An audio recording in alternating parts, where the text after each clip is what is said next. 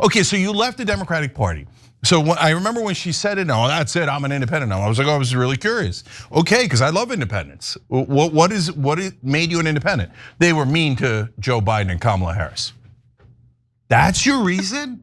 Now that you are speaking for yourself, Karine, do you have any regrets at all for anything that you said while you were speaking on behalf of this administration? Look. It's a simple yes or no. You don't even know. No, because you're asking for a yes or no question. I want to put some context to it too. I woke up every day. I woke up every day very proud to be the White House press secretary. I woke up every day as a Black woman who is queer, no one had ever seen someone like me at that podium standing behind that lectern. It was an honor and a privilege to have that job. Former White House press secretary Karine Jean Pierre's book launch landed with a thud. Jean Pierre's book, Independent, a look inside a broken White House outside the party lines, released on Tuesday, October 21st, to less than stellar reviews. Now, we'll get to what people are saying in a second, but her White House pivot, her post-White House pivot, has been to leave the Democratic Party and establish herself as an independent, which is an interesting personal branding exercise for someone who spent the last few years defending everything the president did. More confusingly, her publicity tour for this book on her independence doesn't seem to involve any direct criticism of Joe Biden, namely Joe Biden's stance on Gaza. Take a look. I just wanted to talk to you a little bit about foreign policy. You didn't mention Afghanistan, you haven't mentioned Gaza, and you certainly didn't mention Gaza much in your book. I wanted to get your thoughts on that. You stood at the White House podium speaking on behalf of the administration. You defended US policy in Gaza at a time where there were mass civilian casualties, journalists being killed, whole families being wiped out, hospitals being bombed. And the international community was calling it what it was at the time, saying it was a violation, it was war crimes, and you defended the administration's policy. When you look back at that moment, do you regret any of the positions that you advocated for on behalf of the administrations, the positions you take? Do you feel that you were complicit in advocating a narrative that turned out to be wrong? No, I appreciate the question, because one thing that I really want to make clear is that I was speaking on behalf of the president. That is the job of the White House press secretary.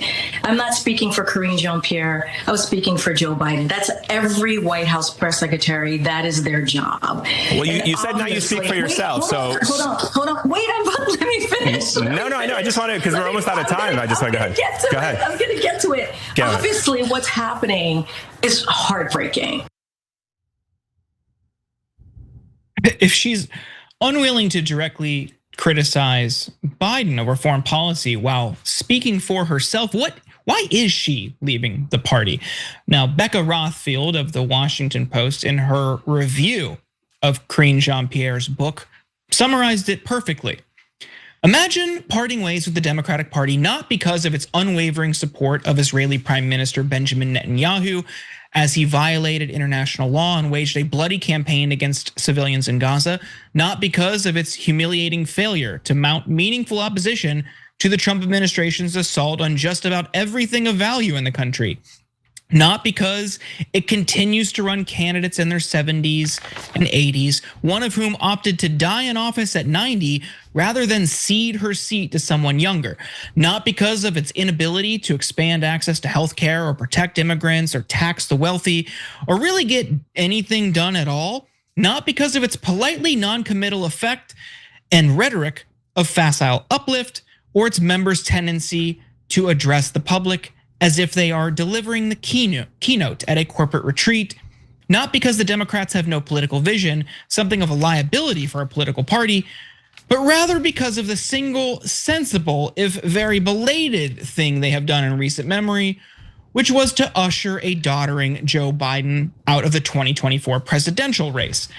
And that's her issue here. It's that they pushed Joe Biden out, and perhaps the most damning press hit from her press tour came today in the form of a Q&A from the New Yorker's Isaac Chotiner, who is the absolute best at this. In response to Jean Pierre lamenting this coordinated campaign within the Democratic Party to oust Biden from the ticket, Chotiner asks, Sure, but why were they doing that?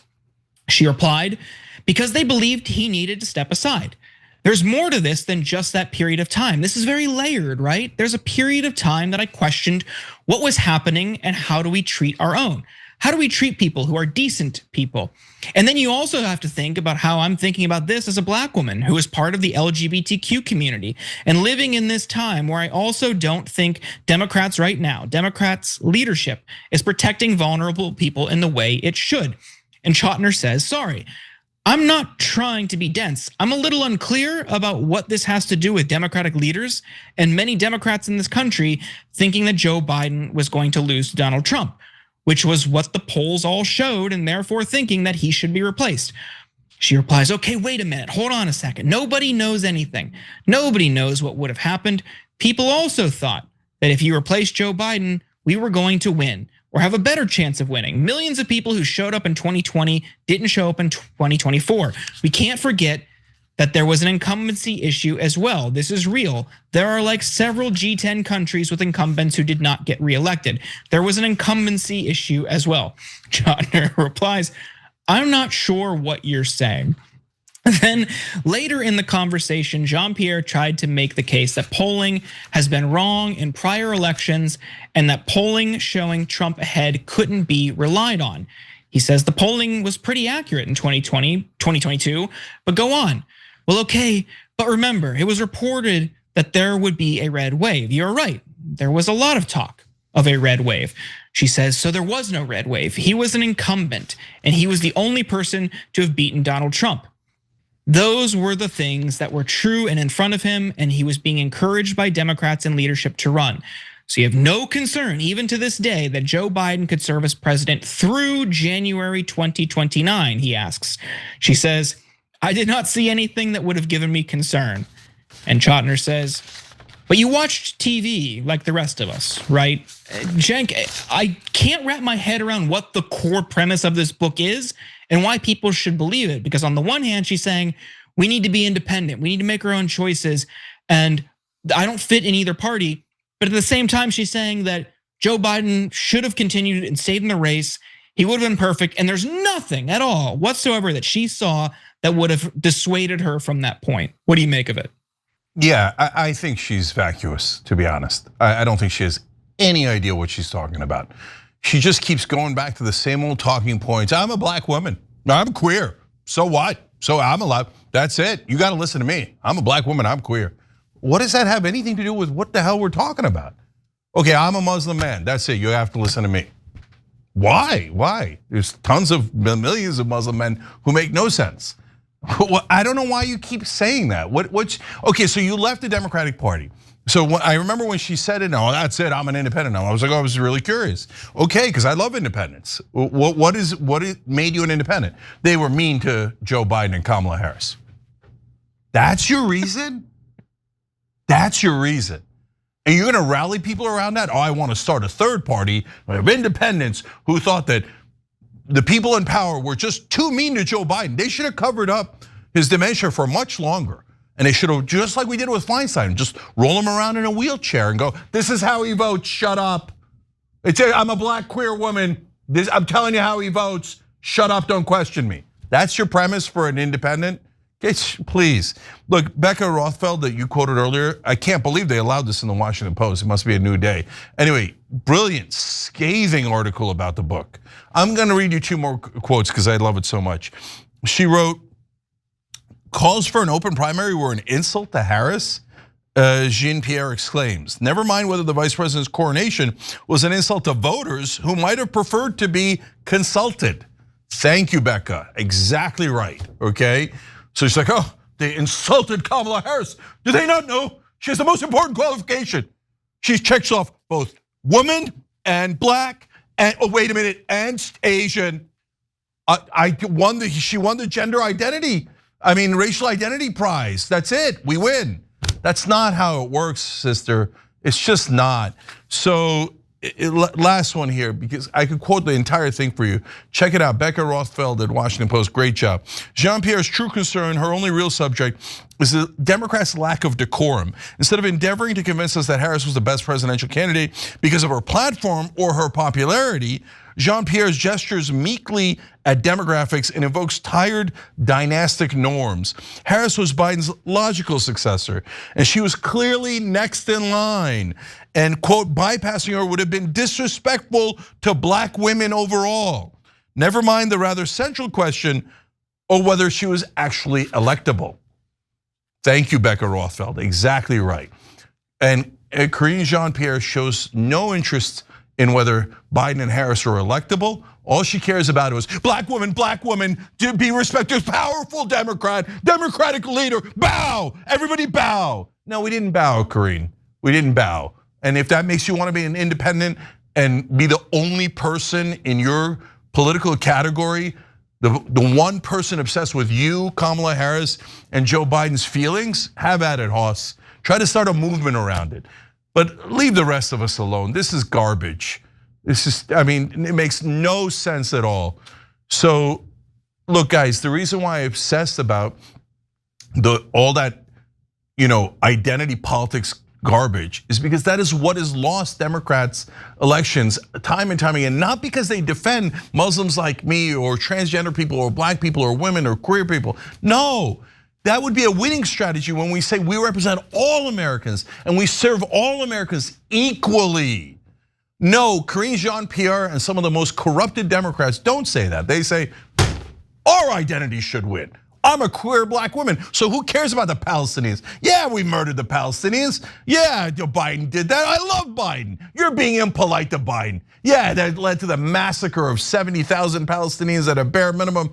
20,000 of their kids were killed because we funded it. But who cares about the stupid Palestinians? I win on identity politics because I'm black, I'm a woman, and I'm queer, and you must listen to me. That's not how it works. And last thing that Becca Rothfeld said that was so on point. Yes, but you're supposed to actually deliver for those categories of people. Not just say, because I'm in one of those categories or multiple of those categories, I don't have to do anything. I don't have to deliver for black people, queer people, women. I don't have to deliver for anyone, and Biden didn't and Kamala didn't. But you're being impolite by questioning our leadership. You should bow your head. Yeah, no, absolutely no one is going to do that. So go and enjoy this non-political movement of someone who is so obsessed with themselves and her beloved bosses. The three of you can go have a party somewhere. Kamala Harris says she's going to run again. Come on, can't wait to see you in the primary. No more Mr. Nice Guy. Okay, you run on that garbage and you'll find out. Okay, and you know what? Good news, you could have Karine Jean Pierre as your communications director. She'll be amazing at it. She'll do nothing but kiss your ass and not care about the actual Democratic voters, American citizens, Palestinians, or anyone else. Okay, lastly, Anna Kasparian, my co-host, is gonna be on CNN tonight. They're gonna discuss the same thing. What is the state of the Democratic Party? One of the other panelists is going to be Neera Tanden, Establishment 101, Washington, D.C. figure. So that could be explosive. I don't know how it's gonna go. CNN tonight at 10 o'clock Eastern. I don't often tell you to watch CNN, but Anna versus an establishment Democrat, that could be interesting. Just want to add one piece of context from like what you were saying. She routinely in interviews and publicity events for this book has pointed to her identity. And look, to be clear, and I don't think anyone's interpreting this way, we have no problem. We celebrate more diversity, more inclusion, the further advancement of people who are in underrepresented or marginalized groups in this country. I think we're all on board with that. What we don't like is the cynical deployment of that in spaces or conversations that are rooted in different substantive policy issues. And what was so interesting in that Chotiner interview in the New Yorker was the cynical deployment of her identity on 7 different occasions. He was asking her questions about things she wrote or things she claimed or the maneuvering of the Democrats to oust Biden from the ticket because they knew it was going to be bad and lead to Trump's reelection. And on 7 different occasions, she talked about her experience.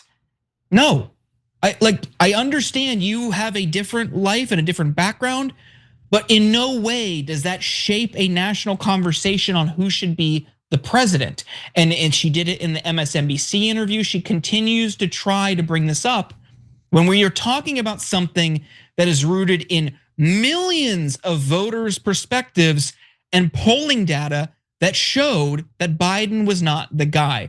So on the one hand, yes, we want a more inclusive society. On the other hand, I reject the cynical deployment of identity politics in these conversations. Exactly. Every time you ring the bell below, an angel gets his wings. Totally not true, but it does keep you updated on our live shows.